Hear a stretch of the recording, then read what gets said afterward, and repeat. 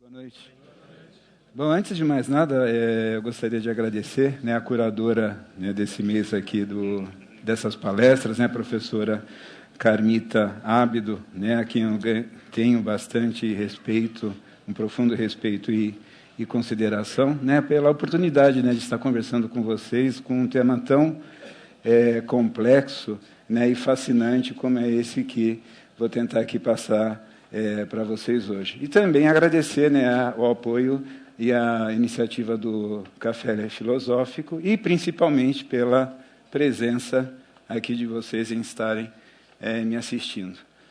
E, para começar, eu quero passar aqui uma primeira imagem. Essa imagem, é uma escultura que se chama Hermafrodito. Ela está no Museu do Louvre. E, aliás, quem fez esse leito onde está o Hermafrodito aqui deitado foi aquele escultor Bernini. Então, reza a lenda grega, que o Hermafrodito ele era filho do deus Hermes e da deusa Afrodite. Daí o Hermafrodito. E esse jovem do sexo masculino, parece que ele era dotado de uma beleza bastante contundente. E um dia ele estava passeando lá pela floresta, perto de um lago, e uma ninfa chamada Salmacis o viu e caiu de amores pelo Hermafrodito. Só que o Hermafrodito não deu muita bola para Salmacis. Então, ele viu lá o lago e foi nadar. No que ele foi nadar, a Salmacis também se atirou no lago e envolveu um Hermafrodito num beijo, e pediu para que os deuses se compadecessem do amor dela. E daí o que foi feito? Os deuses se compadeceram e uniram o corpo dos dois num só. E é por isso que temos essa imagem aí do Hermafrodito, que, se a gente reparar, ela apresenta características do sexo masculino, como vocês podem ver, uma imagem que tem um pênis, e com características também do sexo feminino. Só que essa é uma cópia que está no Museu do Louvre. Aliás, muito interessante de se ver. O original dela é esta daqui, que data do 2º século depois de Cristo, que está no Museu de Arqueologia de Istambul. Mas para que eu estou trazendo a imagem dessas esculturas? Para dizer que esta questão de sexo e gênero são questões que acompanham a nossa existência desde sempre. Faz parte da nossa vida. Mas voltando aqui para mim, então, a ideia hoje a gente está falando sobre sexo, ok? E quando a gente vai falar sobre sexo, eu imagino que talvez na cabeça de vocês, assim espero, que tenha passado pelo menos alguma imagem ou alguma situação que, ao ter falado essa palavra, tenha evocado alguma sensação ou alguma situação agradável, Mas eu vou ter que desapontar vocês. Tá? Quando a gente fala de sexo na área da saúde ou nas ciências biológicas, eu não estou falando nada mais do fato de eu ter um pênis ou uma vagina, de eu ser macho ou de eu ser fêmea. Isso que é sexo, para a nossa área.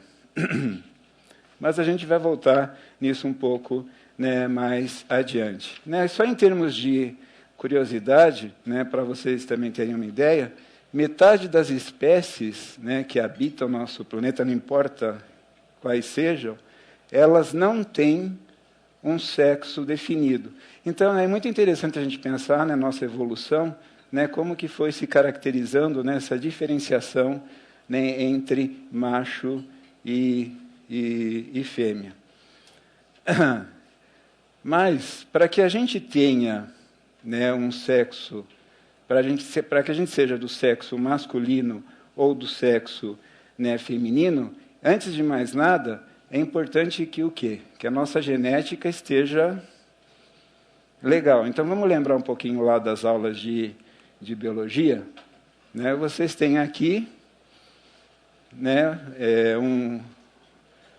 os cromossomos, né, que a gente chama de cromossomos sexuais. Só para lembrarem vocês, a gente tem 23 pares de cromossomos. Um par desses cromossomos são os cromossomos sexuais. No caso das mulheres, né, é o XX, e no caso dos homens é o X, cis, Y, certo? Então, o espermatozoide, sendo X, ele vai encontrar o óvulo, que é X, e vai dar uma fêmea. O espermatozoide, que é Y, vai encontrar um óvulo, que é X, e vai dar um macho. Mas vocês reparam que o tecido embrionário primitivo que todos nós temos, o que ele é? Feminino.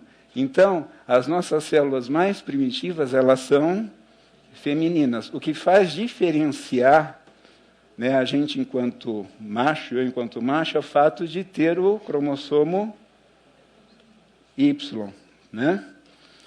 Então, esse cromossomo Y ele se encontra com o cromossomo X e vai dar um macho. Mas podem ocorrer alterações nessa união. Vamos imaginar que, de repente, por alguma situação, falte um dos cromossomos X. Então, uma pessoa vai nascer só com um cromossomo sexual. Uma outra situação, que em vez de ser um par de cromossomos, mais um cromossomo faça parte da jogada. Então, essa pessoa vai nascer com 3 cromossomos.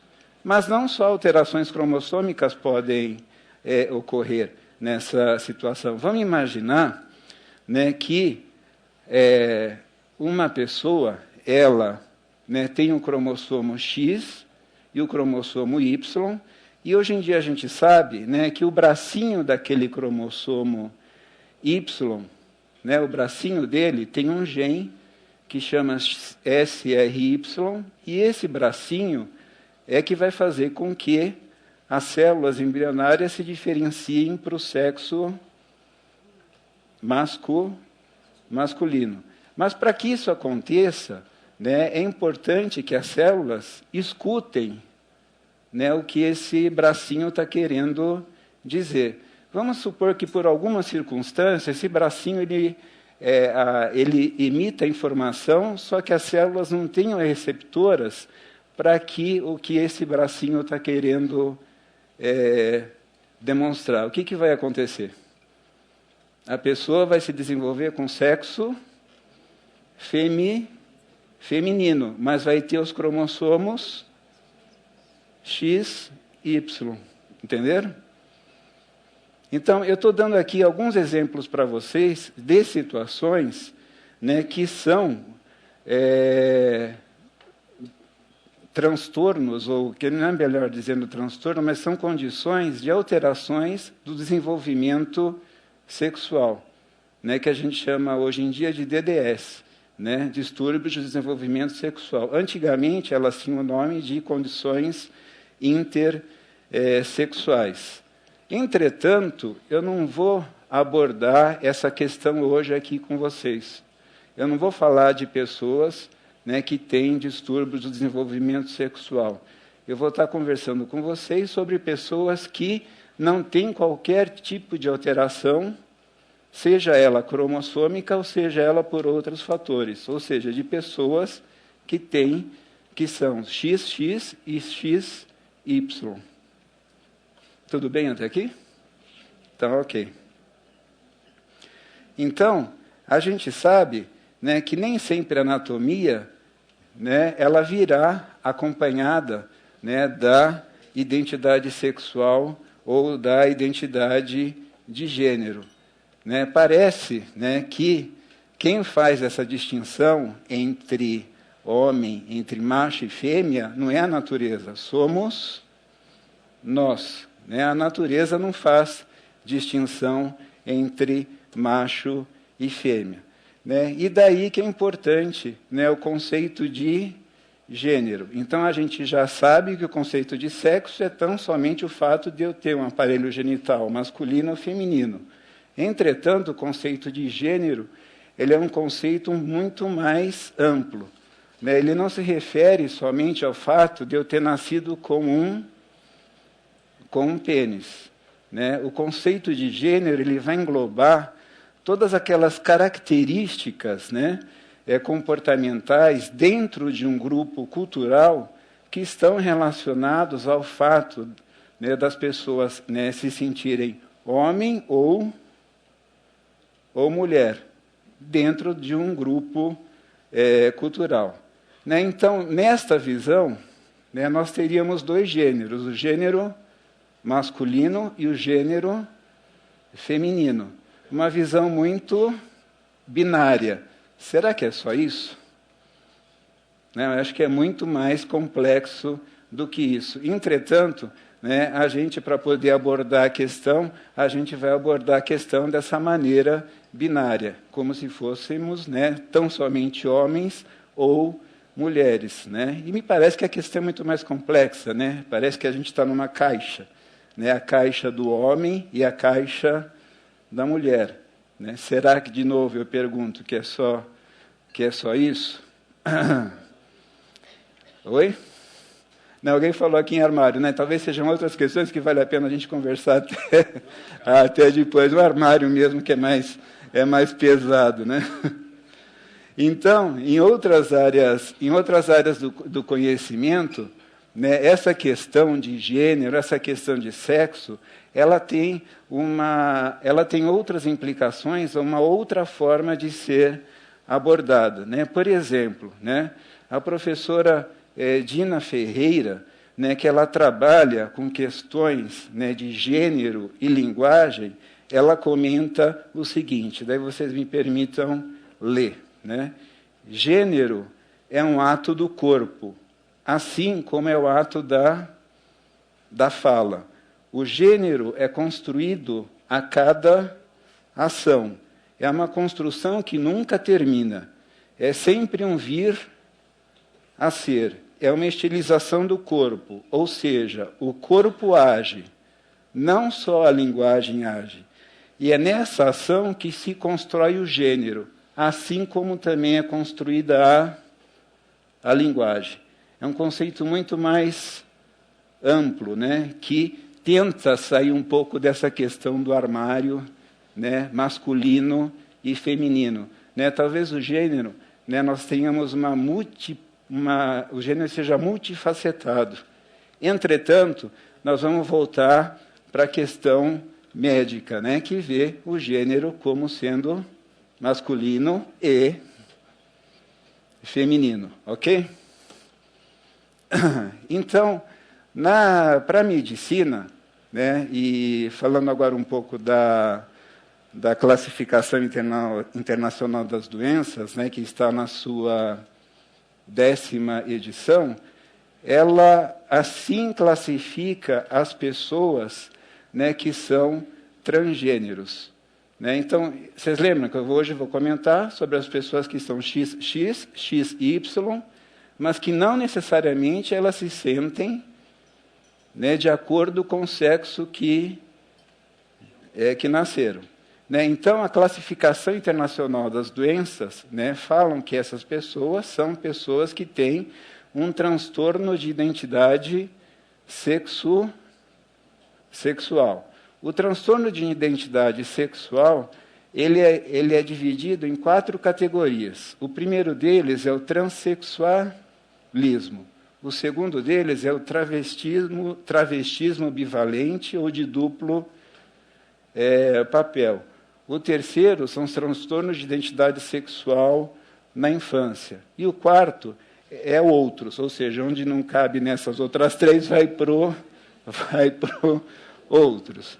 né? Mas, em linhas gerais, né, eu vou tentar aqui explicar um pouco para vocês de uma outra forma. Né? Então, mais ou menos é o seguinte, né? Eu nasci, né, com o sexo masculino. Eu nunca fiz o meu cariótipo, mas eu imagino que ele esteja, né, também seja XY. Então, eu nasci com o sexo masculino, eu me sinto homem, né? Espero que as pessoas me percebam como pertencente ao... Não espero, poderia estar pertencente ao gênero masculino, não que seja nenhuma vantagem, né? Mas imagino que vocês me percebam como sendo do gênero masculino. Então, esta seria uma pessoa, né, que tem a sua identidade sexual como homem e é do gênero masculino. Agora eu vou fazer um pouquinho diferente, tudo bem? Então, eu nasci como homem, tá? Eu tenho o sexo masculino, mas eu não estou confortável com o sexo que eu nasci, não sei, tem alguma coisa que não me cai bem. Sinto que tem alguma coisa que não está legal. Tá, eu vou vir um pouquinho para cá agora. Tá? Eu nasci com sexo masculino, e quando eu falo sexo masculino, vocês também façam a mesma analogia se eu tivesse nascido com sexo feminino. Tá? Então, eu nasci com sexo masculino, né? E eu, ainda mais olhando para as mulheres aqui da plateia, né? Poxa vida, eu queria ter o teu sorriso. Nossa, eu queria poder usar um colar que nem o seu. Não, gostaria de ter cabelos compridos como os teus. Agora eu vou vir um pouco para cá. Além disso daqui, eu quero ter as formas como a tua, ou como a tua. Aliás, eu penso seriamente em colocar, né, uma prótese de mama para ficar o corpo mais parecido com o de vocês. Mas eu não quero tirar meu pênis. Tudo bem? Agora eu vou vir um pouco para cá. Você já está ficando preocupado, né? O que está acontecendo? Tá, eu vou ficar mais... Agora eu nasci com sexo masculino, ok? Mas eu quero ser completamente como você. Inclusive, eu não aguento a ideia de ter um pênis. Eu não aguento mais. Vocês não imaginam o sofrimento que isso tem causado na minha vida. Desde que eu era criança, eu não me sinto confortável de ter nascido com esse sexo. Fica claro quando eu falo sexo agora, né? Sim. Eu não me sinto confortável. Aliás, o que eu já sofri por conta disso, vocês nem podem imaginar. Eu sofri muito. Eu nasci numa família que eles tinham uma certa... Eles até procuravam entender, né, quando eu gostava de brincar, né, com bonecas, quando eu gostava de estar com outras meninas. Né? Aliás, para mim, o que eu gostava era da Barbie. Né? Que brincar de carrinho. Aliás, que bobagem isso, né? Mas, enfim, eu gostava de brincar de boneca. E ninguém, né, me aceitava muito. Mas pior foi quando eu comecei a ficar adolescente. Vocês nem imaginam o que eu sofri na escola. Aliás, teve uma época, mais ou menos quando eu tinha uns 14, 15 anos de idade, que eu pensei que não valia a pena, eu viver. Para que eu vou viver? Né? Assim, todo mundo, né, consegue estar aí, mas eu não estou legal, né, com o fato disso tudo aqui comigo. Poxa, mas daí eu fiquei sabendo que existem outras pessoas que são parecidas comigo e que, né, eu não sou a única, né, que sente né, que sente essas coisas, né? Inclusive, vocês sabem que eu já tentei uma certa vez, o desespero era tão grande que eu cheguei a pegar uma faca pensando em me cortar.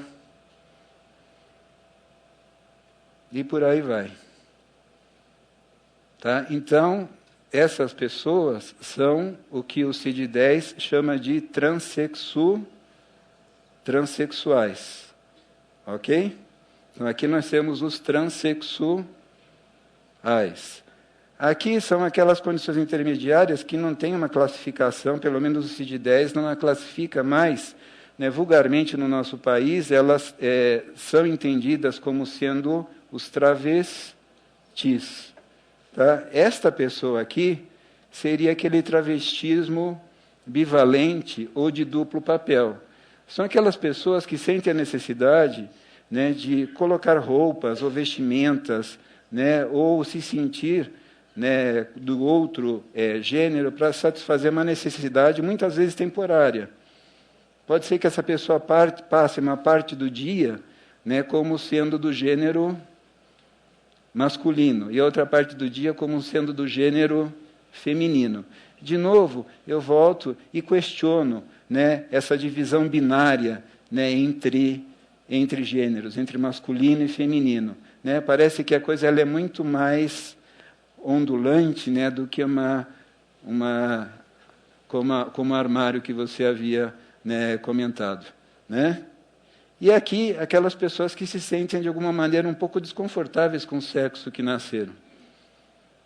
Tá? Então, com isso eu estou querendo dizer, né, que a diversidade em relação às possibilidades de gênero é bastante grande. Né? E talvez realmente não existam dois, talvez existam muito mais, né, do que isso. Mas estas pessoas, né, que estão aqui, que seriam ou que são considerados, né, os transgêneros, né, essas pessoas elas também têm desejo. Vocês têm desejo? Espero que sim, porque é um sinal de vida, é um sinal de saúde. Né? Então essas pessoas também têm desejo. Por que essas pessoas podem se sentir atraídas? Desde que seja, né, até o meu xará aqui estava lembrando, o Giancarlo, ele estava lembrando, né, que a professora Carmita comentou na semana passada, né, desde que a gente se sinta atraído por uma outra pessoa adulta, né, com vida, né, e humana, né, então isso, né, significa que a coisa tá bacana. Então, essas pessoas podem se sentir atraídas por quem?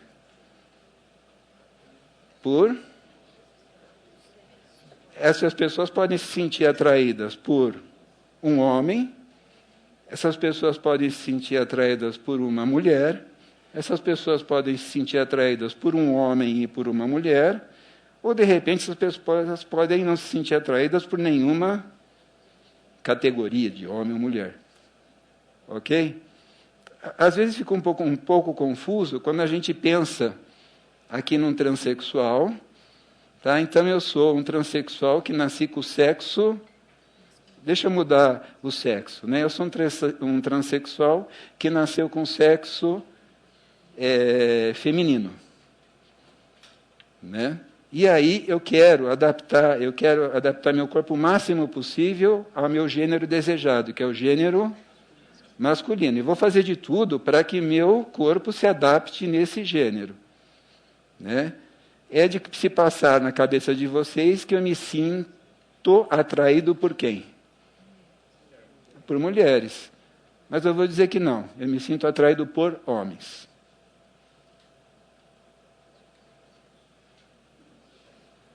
Tudo bem? O mesmo também pensando, né, numa pessoa que nasceu com sexo masculino e que quer fazer o máximo possível se adaptar para o gênero feminino, né, mas, na verdade, essa pessoa se sente atraída.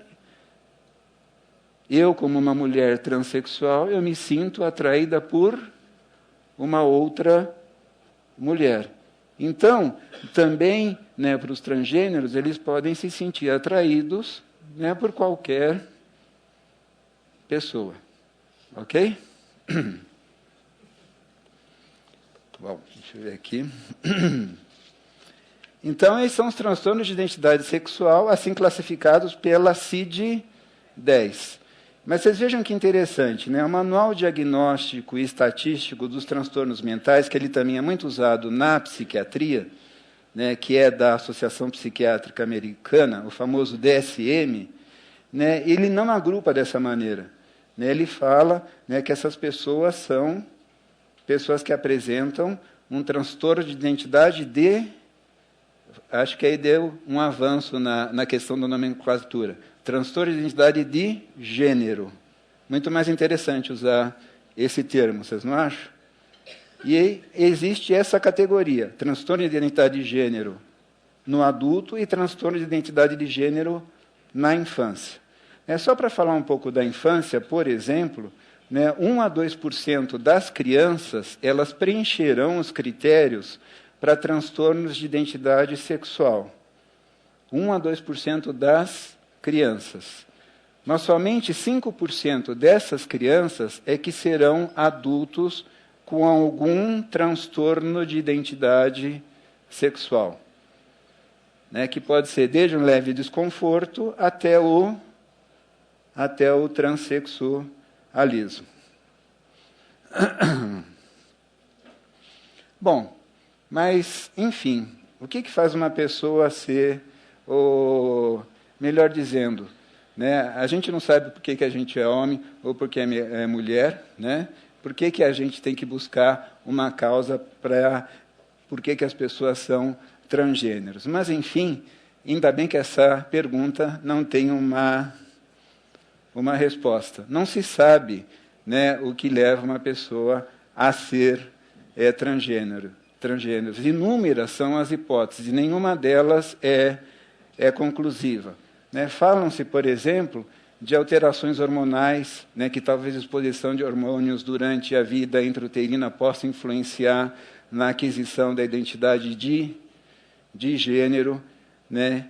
Outras falam também que existem características genéticas. Né? É sabido, por exemplo, que gêmeos monozigóticos, ou seja, gêmeos que são do mesmo óvulo, eles apresentam uma concordância para transtorno de identidade de gênero de 30%. Então, parece que existe uma influência genética, apesar de não se sabe qual é, né, na questão da aquisição da identidade de gênero. Outras são aquelas hipóteses mais relacionadas às questões ambientais. Né? Uma criança com transtorno de identidade sexual, talvez ela não seria estimulada, né, para estar, entre aspas, agindo de acordo com o gênero esperado, ou, muitas vezes, o contrário. Essa criança ela será muito reprimida em relação ao seu comportamento. Outros estudos mostram, né, que mulheres que têm muitos filhos, que a gente chama de mulheres multíparas, né, que têm muitos filhos do sexo masculino, existe uma tendência que os últimos filhos, né, apresentem transtornos de identidade sexual. Mas, mais recentemente, parece, né, esse daqui é só... antes de passar o que eu gostaria de passar, vou mostrar esse slide aqui. Agora eu vou precisar da ajuda de vocês, que não está indo. Opa. Foi demais. Esse daqui é só uma brincadeira. Né? Aqui a gente tem os cromossomos sexuais, né? O XX, XY e o eu, né? O egoísta. Tá? Esse daqui não existe, mas enfim...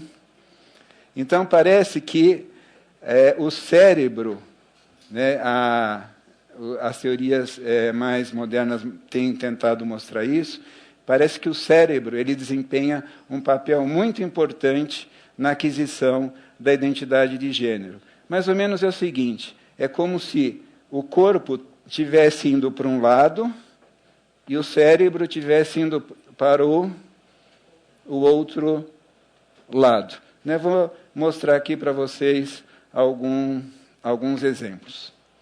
Né?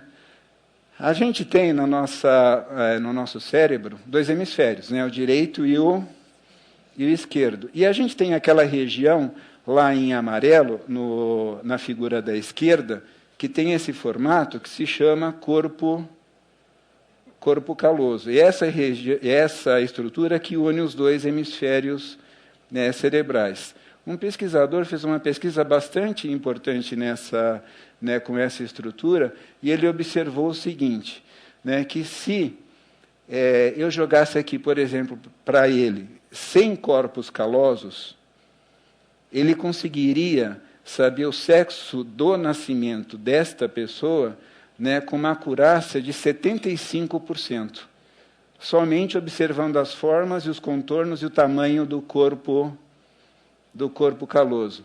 E olhem que interessante, as pessoas que são transgêneros, elas apresentam o corpo caloso mais próximos ao gênero desejado do que ao sexo de nascimento. E também outras estruturas, microestruturas, né, cerebrais, né, no giro do cíngulo, no hipocampo, na amígdala, né, e no corpo caloso, também diversos estudos mostram que essas microestruturas estão mais próximas, né, ao gênero desejado do que ao sexo de nascimento. Então, se uma pessoa nasceu com sexo masculino e ela se percebe, se sente, né, do gênero feminino, alguns estudos têm mostrado que essas estruturas cerebrais estão mais próximas das mulheres, né, do que ao sexo com que essa pessoa nasceu.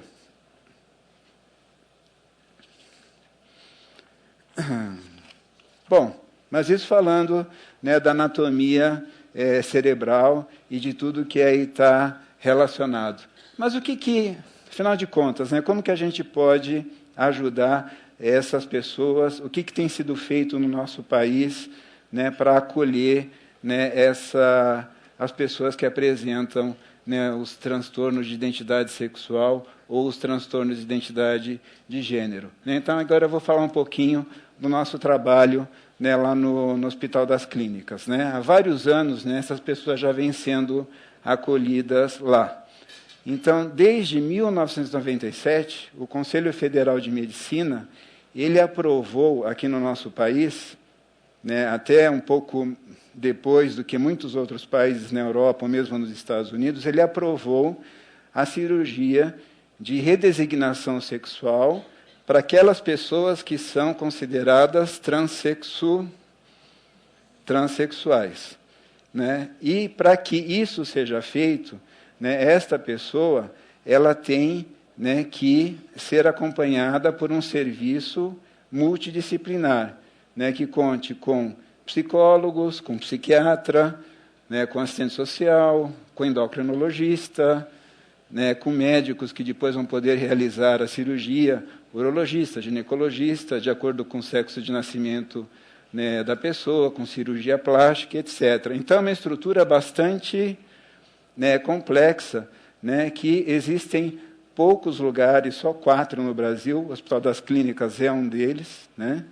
Então, uma pessoa que ela é transexual, né, ela pode vir buscar ajuda, né, no Hospital das Clínicas, né, para que ela siga, né, o tratamento, né, para adequar o seu sexo de nascimento ao gênero desejado.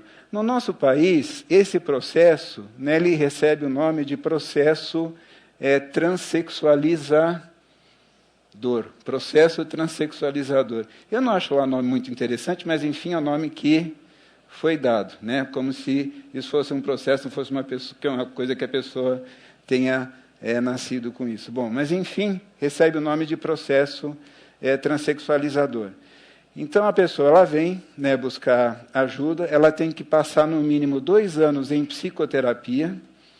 Né? Nesses 2 anos, ela também vai adequando o seu corpo ao gênero desejado. Então, por exemplo, se eu nasci com sexo masculino, eu vou tomar hormônios femininos. né? Então, isso também é feito durante esse tratamento, né, para que a pessoa vá adquirindo as características, né, relacionadas ao gênero feminino. Né? Findo esse prazo de 2 anos de psicoterapia, tendo feito hormonioterapia, toda avaliação médica, etc., e realmente se tratando de um transexual, essa pessoa vai estar apta para realizar a cirurgia de redesignação sexual, ou seja, adequar o seu sexo ao gênero desejado. Né? Então, né, nos homens né, para as pessoas que nascem com sexo masculino, né, fazer uma vaginoplastia. Isso é uma técnica extremamente complicada, é uma cirurgia muito difícil aí de ser, né, realizada, que precisa muita expertise e tudo mais, que, né, felizmente, a gente tem pessoas competentes que fazem isso lá. Só que, infelizmente, né, isso é um problema também de saúde pública, né, os locais que fazem são muito poucos, né, esse tipo de tratamento. Então, vocês imaginem, né, o tempo de espera que, infelizmente, essas pessoas têm que esperar, né, até para que possa ser feita a cirurgia de redesignação sexual. Né? Depois de tanto sofrimento, conseguem chegar no lugar de tratamento e ainda vão ter que esperar mais um tempo, né, também, mesmo feito todo o tratamento, para poder chegar lá na cirurgia. E a gente vem tentando ajudar essas pessoas nesse sentido. Né? Enquanto falava com vocês, esqueci também de dizer a questão da vulnerabilidade, né, que as pessoas, né, que apresentam transtorno de identidade de gênero, elas apresentam. Né? 40% a 50% dessas pessoas, né, elas são muito vulneráveis para a questão relacionada à dependência de drogas, né, pelo próprio sofrimento que tudo isso, pelo impacto que isso causa, a transtornos psiquiátricos, nem preciso falar que é muito comum, por exemplo, a depressão, né, e circunstâncias, né, de muita repressão, né, que essas pessoas vivem. Né, e tem sido, sem dúvida nenhuma, uma grande reivindicação, né, dos transgêneros, de não considerá-los como portadores de uma doença dita como mental. Né? Tem se falado bastante hoje em dia sobre a despatologização, né, desta questão. Eu acho, né, que essa condição ela precisa ser muito mais explorada, ser muito mais debatida, e espero, sinceramente, né, que com maior esclarecimento a gente possa chegar num lugar onde a gente consiga entender mais amplamente isso. Né, que se, por um lado, né, a gente despatologiza, a gente não oferece tratamento, né, entre aspas, mas teriam outras formas de estar fazendo isso, né, pensando na questão da despatologização. Por um outro lado, né, existe uma série de consequências também. Né? Tem muitas pessoas, por exemplo, né, que podem apresentar um transtorno mental e ser confundido com uma questão de um transtorno de identidade de gênero. Tem pessoas que podem ter um delírio, por exemplo, né, de retirar o pênis ou de qualquer outra natureza, e isso ser um transtorno mental. Então, é importante uma avaliação, é importante um acompanhamento. E, bom, já estou falando aqui bastante, deixa eu ir terminando, acho que vale a pena depois, se tiver, né, alguma pergunta, a gente está debatendo. Né, mas para finalizar, né, eu gostaria aqui de dividir com vocês, na verdade, para mim, né, são 2 poemas. Né? Agora eu saio um pouco da minha questão de médico, psiquiatra, Dr. Giancarlo, mas o Giancarlo enquanto pessoa, né, falando. Tá? Então, se vocês me permitem, antes disso, eu gostaria de dividir com vocês, se interessa o tema, né, que ele é bastante fascinante. Existem alguns filmes que abordam essa questão. Um deles, né, é o Transamérica, né? Não sei se vocês já tiveram a oportunidade de ver, é muito interessante esse filme, né? Que fala toda a trajetória de uma pessoa que é transexual, que nasceu com o sexo masculino. O segundo filme é Meninos Não Choram, né? Que é com a Hilary Swank, inclusive ela ganhou o Oscar, né? Com esse filme, né? Que é de uma pessoa que nasceu com o sexo feminino, mas se sente como pertencente ao gênero masculino. Esse terceiro filme, que é com o Tom Wilkinson, com a Jessica Lange, é belíssimo, se chama Normal.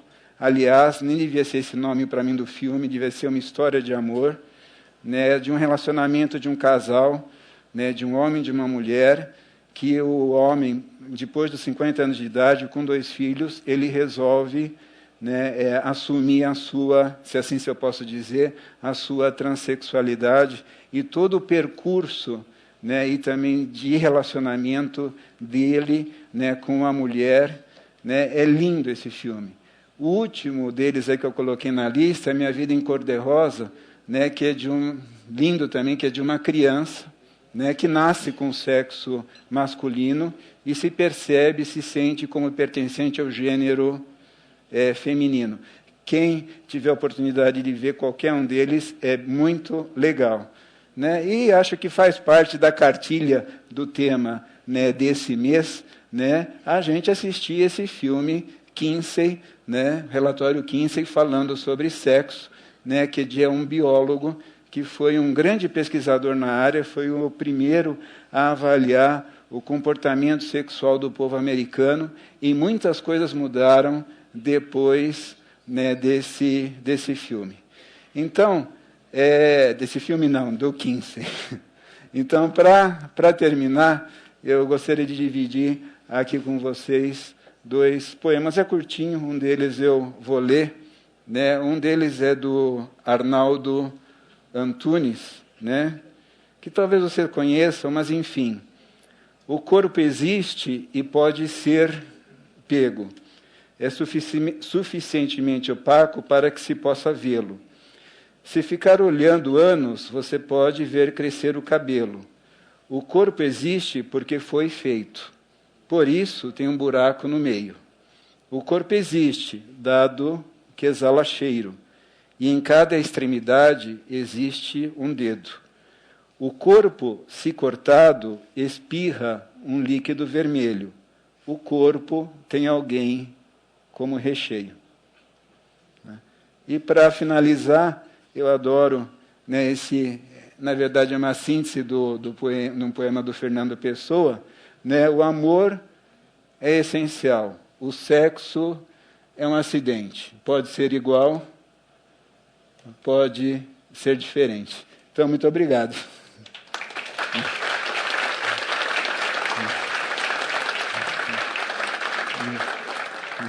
Obrigado, Giancarlo, por essa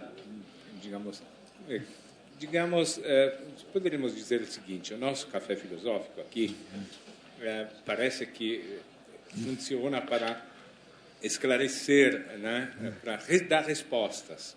Na verdade, o que a gente sempre fala é que nós estamos, no máximo, esclarecendo as dúvidas, né? Não dar respostas. Mas eu acho que isso levantando essas dúvidas, é que a gente fica mais qualificado nas dúvidas para poder responder. Então, vocês levantem a mão se tiverem perguntas, depois desse final poético, para a gente poder atendê-los. Procurem aguardar um segundo que a câmera chegue até vocês. Nós estamos gravando, nós temos também, né, perguntas da internet, lembramos, e procurem serem objetivos para que a maioria das pessoas possam participar. Obrigado. Professor. Boa noite. Nós estamos transmitindo este café filosófico no site da CPFL Cultura, onde os internautas nos acompanham, e também já chegaram muitas perguntas nesta noite. A Marlene faz a seguinte questão. Primeiro, ela começa com uma afirmação. Tenho 21 anos, tive 2 namorados e 2 desilusões. Inclusive, o último namorado só tinha relação sexual comigo quando estava bêbado. Há 1 ano, estou me relacionando com uma mulher. Ela tem um gênero masculino, mas ainda sinto atração por homens. Pergunto em qual caixa ou armário me encaixo. bissexual ou homossexual. Essa relação com minha parceira me faz muito bem. Mas voltando, Zé, porque acho que eu não entendi. A parceira dela é do gênero... É do gênero masculino. Então a parceira dela é do gênero masculino. Então ela é do sexo feminino. Isso. Tá.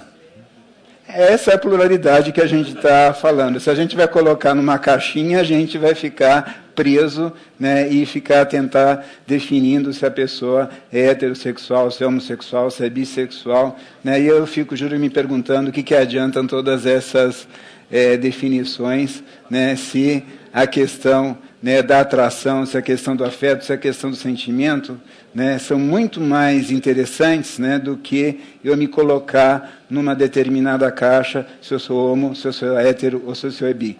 Né, porque para as pessoas que se consideram heterossexuais, né, muito que bem, ninguém pergunta por que você é heterossexual. Né, para a pessoa que é homossexual, por que você é homossexual? Então, existe uma diferença muito grande, que, na verdade, acho que não faz diferença nenhuma. Né? O que importa, né, acho que hoje, mais do que nunca, é a gente estar feliz, a gente estar satisfeito com a nossa parceria, com quem a gente escolhe estar. Então, eu diria para você, se você está feliz, se você está satisfeita, né, com essa pessoa, né, não precisa ficar buscando uma caixinha para dizer que é sua. Aliás, isso é uma coisa, né, que a gente conversa muito, em especial, né, com uma pessoa que eu quero muito bem, né, que inclusive é meu cliente, da tal das caixinhas, né, de que eu preciso estar numa determinada caixinha para chamar de minha. Né? Será que isso, na verdade, existe? Ou será que isso é uma construção, uma necessidade nossa, né, de colocarmos-nos em lugares, né, que muitas vezes não vão satisfazer aquilo que a gente precisa, daquilo que a gente necessita? Nada.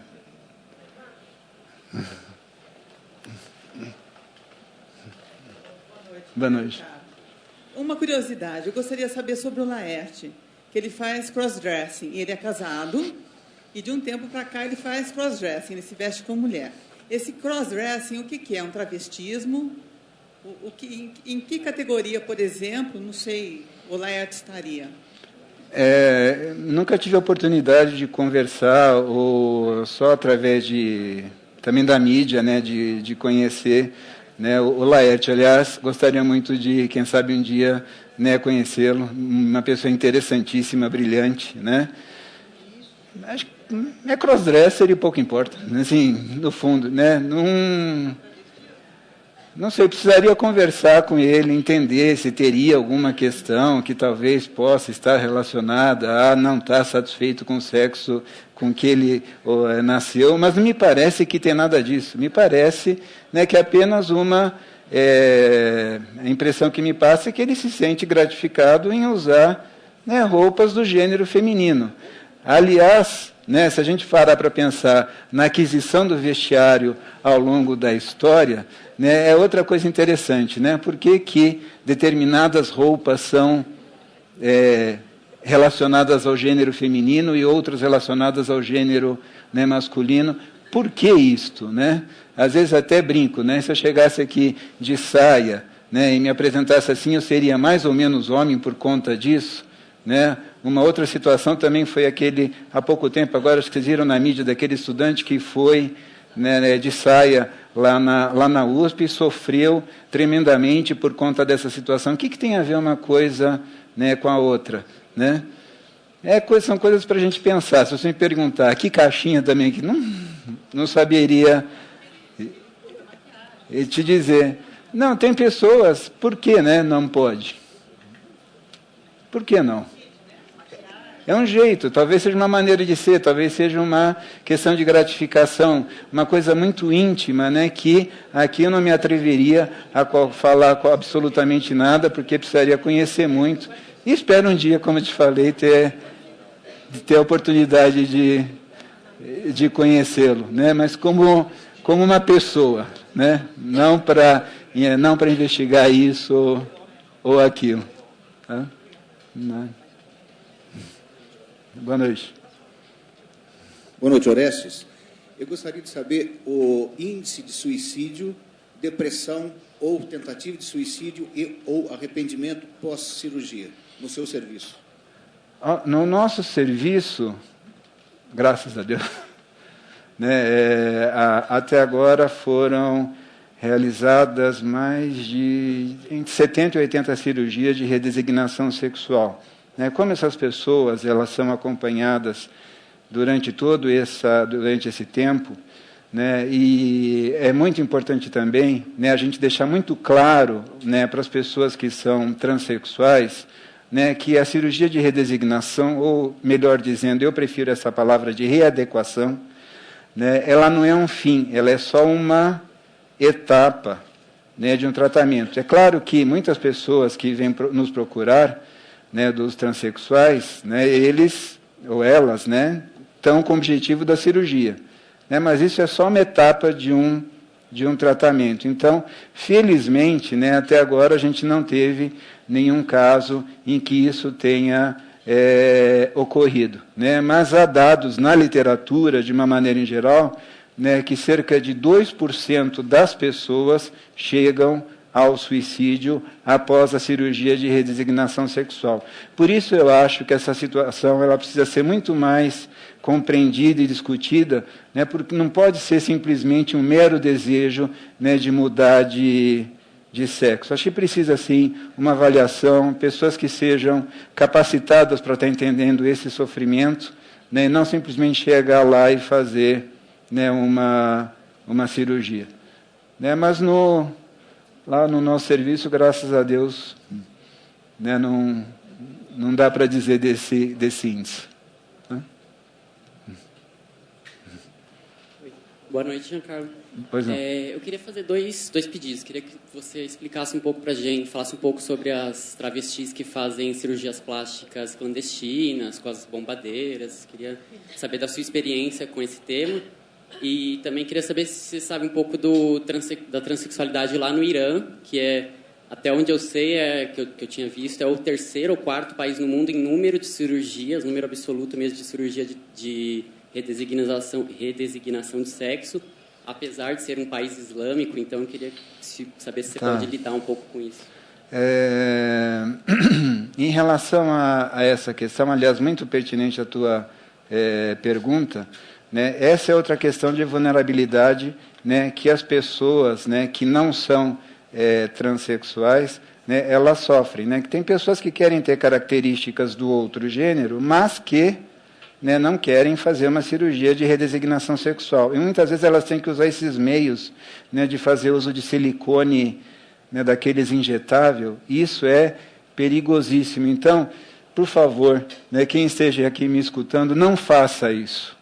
Né, não vale a pena. Né, o risco, né, de qualquer evento, né, que possa acontecer com o uso desse tipo de material, né, não vale a pena isso. Mas, entretanto, né, a gente deveria oferecer a essas pessoas algum outro tipo de solução para esse problema. E acho que cabe aqui a gente estar conversando sobre isso. Eu não tenho essa solução, né, e espero que isso sirva para estar animando aí os órgãos públicos a pensarem na questão, né, do travestismo, entre aspas, de uma maneira mais significativa. Eu acho que o SUS tem alguns locais que atende as pessoas, né, que não são transexuais, que têm outros transtornos de identidade de gênero, né, e hoje em dia também. Porque até a questão da hormonioterapia, por exemplo, ela só poderia ser feita por pessoas que são diagnosticadas como transexuais. Né? Mas hoje, por uma questão, né, de você estar ajudando as pessoas que não são transexuais, né, você pode, para minimizar risco, né, também estar fazendo com que essas pessoas usem hormônios e assim adquiram características do gênero desejado, sem necessariamente chegar à cirurgia de redesignação sexual.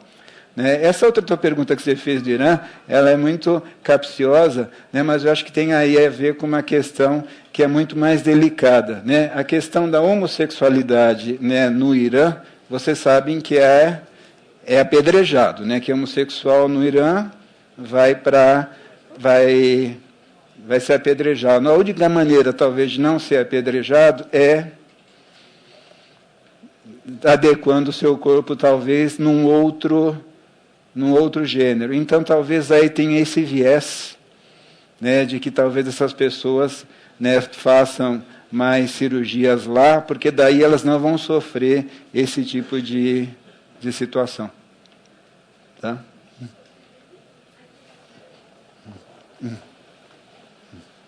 Boa noite, Vânia.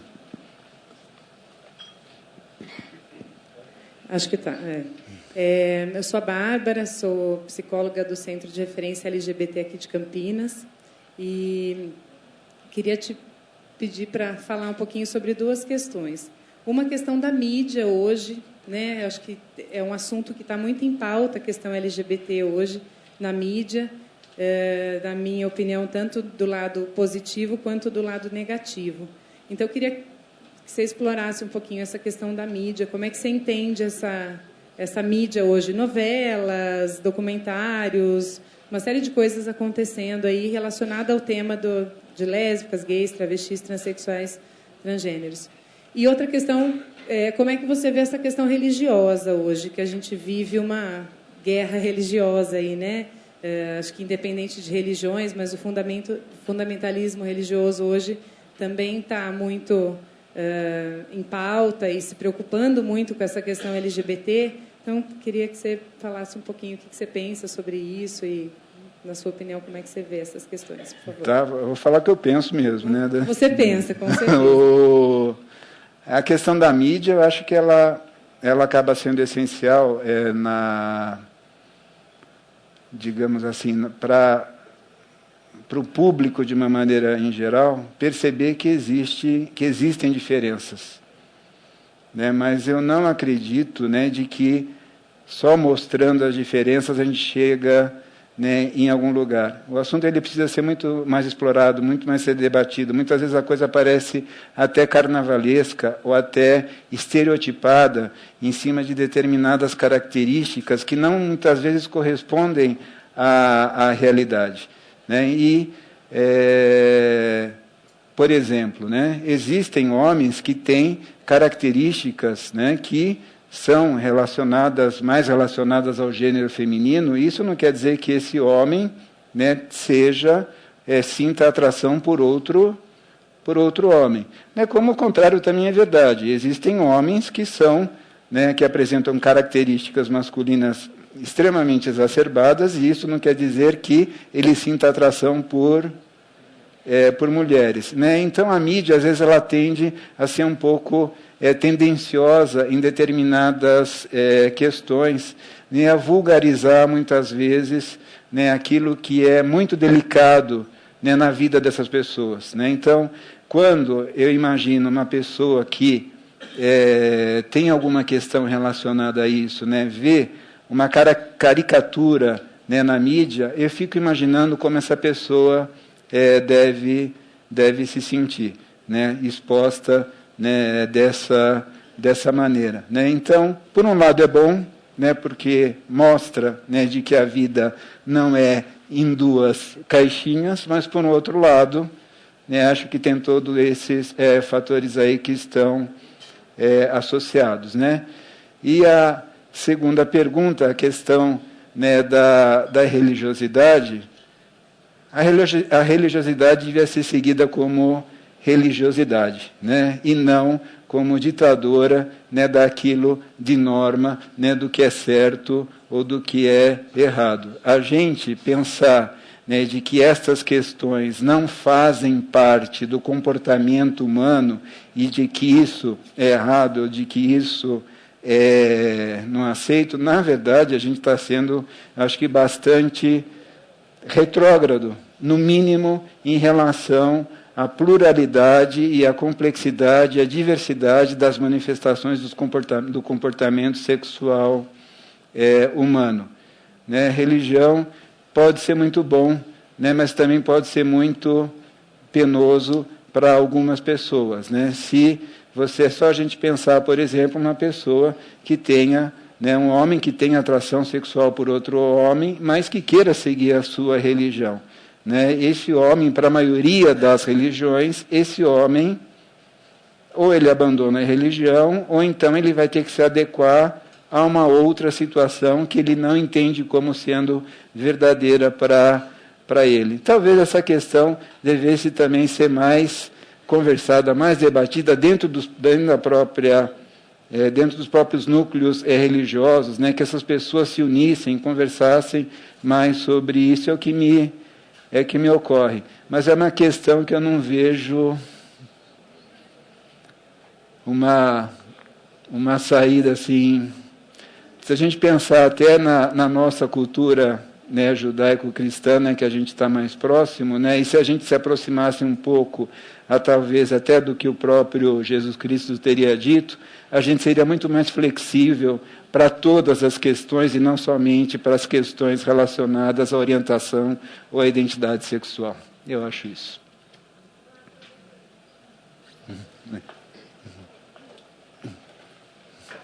Doutor Jean Carlos, eu gostaria de saber, nas suas pesquisas, se vocês têm descoberto, assim, depois da cirurgia de adequação sexual, se o desejo dessa transexualidade se dirige para o feminino. Para uma pessoa que nasceu com sexo masculino, isso, por exemplo? Você faz a transgenitalidade, faz a cirurgia. Sim. Então, esse transexual tem o seu desejo voltado para o hétero. Mas, após a cirurgia, se identifica com o desejo para uma mulher. Não, geralmente uma pessoa que ela é uma mulher transexual, mesmo que não tenha realizado a cirurgia não vai acarretar qualquer tipo de alteração na atração por quem que essa pessoa tem. Me fiz entender? Não, porque, por exemplo, eu trabalho com pesquisa com transexuais. Sim. E nós, mesmo na literatura, já apontou que o transexual masculino, geralmente, ele tem a sua atração... Por mulheres. Não, ele vai sentir atração para o masculino. Ele, enquanto mulher, tem o seu desejo dirigido para atrair o masculino, depois da transgenitalidade. Então, vamos tentar aqui, primeiro tentar denominar um pouco melhor as coisas, que às vezes fica confuso, né? Aquelas pessoas que nascem com sexo masculino isso, e que querem pertencer ou se adequar ao gênero feminino, elas, né, o próprio movimento LGBT, você me corrige se eu estiver errado, gosta de falar, elas gostam de se autodenominar como mulheres transexuais. Então, mulheres transexuais são pessoas que nasceram com sexo masculino. E que tem seu desejo. Geralmente, essas pessoas, a grande maioria delas, tem atração sexual por homens. Por homens. A grande maioria. E é que eu estou dizendo que tem algumas que têm o seu desejo por mulheres. Dirigido por mulheres. Tem. E você tem descoberto isso nas suas pesquisas? Sim, tem algumas pessoas que têm atração por mulheres. Isso, porque isso vai ao encontro do que nós temos observado também nas nossas pesquisas, porque após a transgenitalidade, elas vão sentir atração também por mulheres. E vai ao encontro exatamente com o que você está colocando. Não. Nisso eu não tenho dados, né? Se após a cirurgia de readequação, existe uma questão de uma proximidade ou de a pessoa ficar mais... proximidade não. Desta pessoa ter... de desejo dirigido a outra mulher. Por exemplo, de liberar alguma coisa que talvez seja escondida e aí ela ter atração também por mulheres. Isso você está dizendo. Você tem descoberto isso? Não tenho visto isso. Eu tenho visto que a pessoa por quem ela se sente atraída permanece após a cirurgia de redesignação sexual. Entendi. Entendeu? Entendi. Muito obrigada. Nada.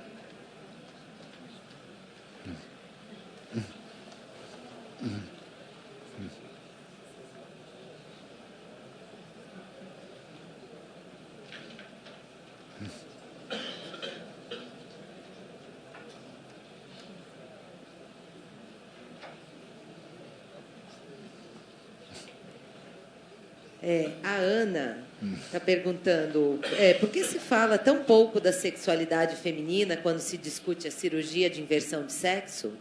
Parece que só os homens querem mudar de sexo. Você pode nos falar um pouco sobre essa cirurgia? Muitas vezes se fala um pouco mais, né, das pessoas que nasceram com sexo masculino, pensando na transexualidade, né, porque, né, parece que há uma proporção, né, relativa de 5 pessoas que nascem com sexo masculino para uma pessoa que nasce com sexo, né, feminino. Entretanto, essas estatísticas são bastante pífias, a gente não sabe direito, né, qual que é a real porcentagem, por exemplo, das pessoas que apresentam um transtorno de identidade sexual. A professora Carmita Ábido, ela conduziu uma pesquisa vastíssima aqui no Brasil, que chama Estudo da Vida Sexual do Brasileiro, onde teve mais de 8.000 entrevistados.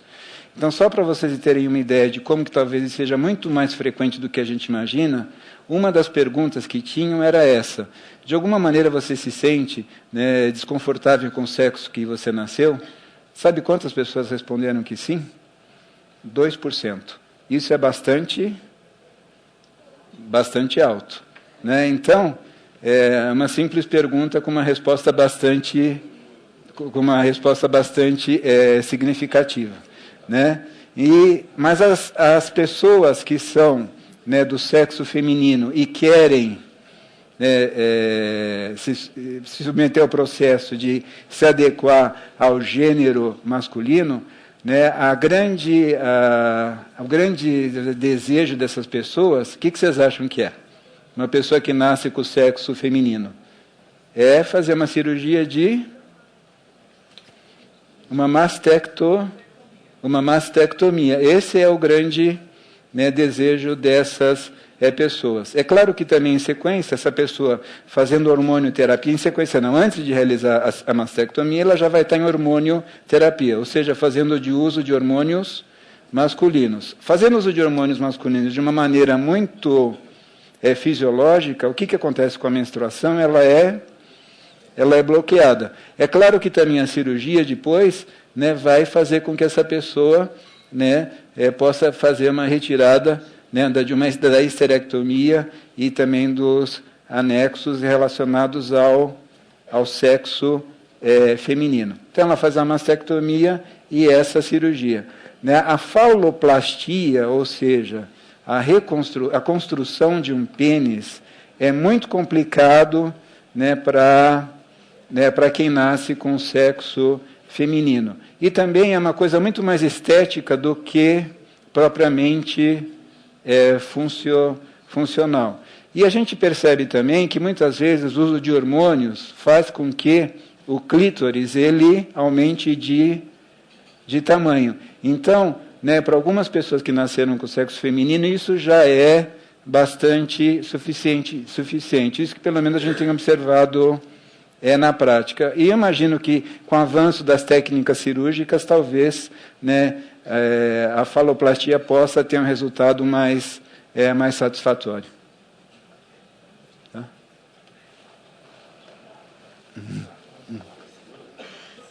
Vamos ver? Tá bem. Sabe, eu tenho uma certa dificuldade em aceitar essas coisas assim, dessa maneira, porque eu vejo algumas coisas que eu sinto que são contradições fortes.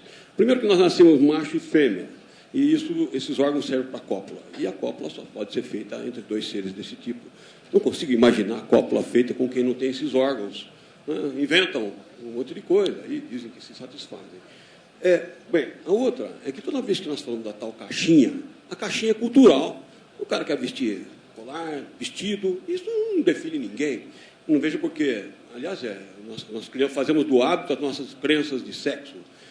Eu acho isso também muito estranho, porque toda vez que se fala em caixinha, não se fala do pênis ou das outras coisas, que, aliás, são meio estéticas também. Faz parte da estética desse grupo.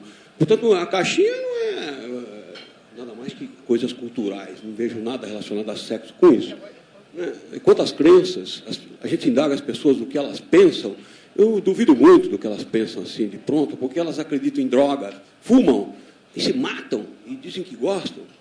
Usam droga, creem em deuses que são produtos apenas de fé. né? Vão lá, sobe montanha, se arrastam pelo chão, fazem uma barbaridade enorme de crenças apenas. Né? Então, as pessoas, na minha opinião, hoje em dia, elas sentem o que querem sentir. Se elas desejarem sentir que o poste tem uma atração, elas se sentem pronto, ela vai lá e se masturba, ou se faz o quê, e ela se realiza e está acabado o assunto, é problema dela. Então, eu fico muito, assim, será que eu posso confiar no que essa turma está falando? A outra é que a questão do afeto. Né? O afeto, eu tenho afeto não importa o tipo de gênero, o tamanho, eu tenho afeto por muitas pessoas, e por muitas razões. Eu tenho que copular com as pessoas com quem tenho afeto. Essa aqui é a grande questão. Isso, afeto, então, eu tenho que transformar em sexo. E assim as pessoas estão se perdendo nessas questões, porque elas sentem afeto por um monte de coisa, cachorro, gato, não sei o que tem, usar com tudo eles, entende? É muito confuso essas questões hoje em dia. Eu queria que você comentasse o que eu estou falando. Obrigado. Eu posso dizer que eu respeito o que você disse, né?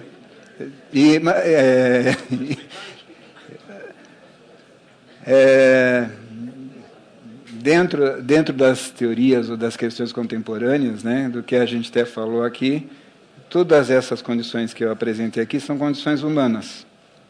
Eu posso dizer isso, né, em relação e antigas e que fazem parte da nossa cultura, aliás, estão em todos os povos, em todas as culturas, não escolhem raça, não escolhem cor, não escolhem lugar, nada, né? Fazem parte da nossa existência.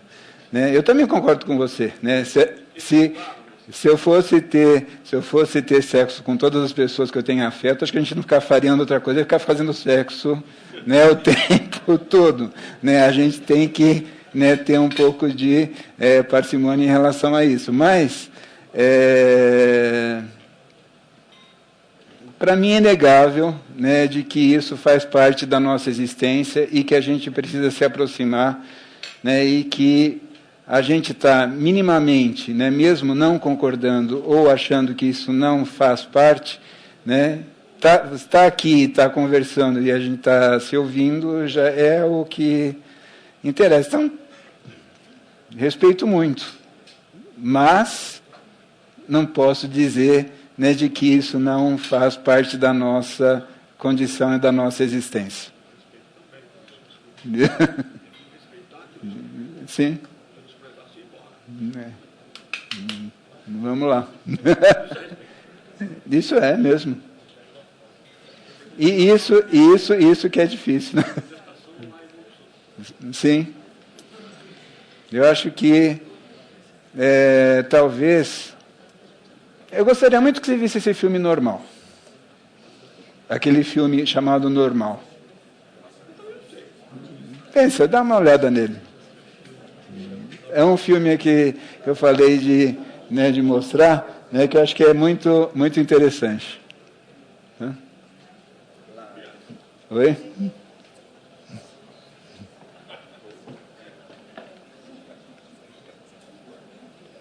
Onde eu não vi. Ah, perdão.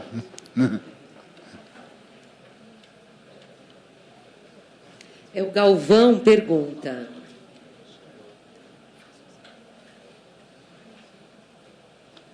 para Freud, todos os humanos, desde a mais tenra idade, apresentam uma sexualidade polimorfa. Como a psiquiatria entende essa descoberta da psicanálise?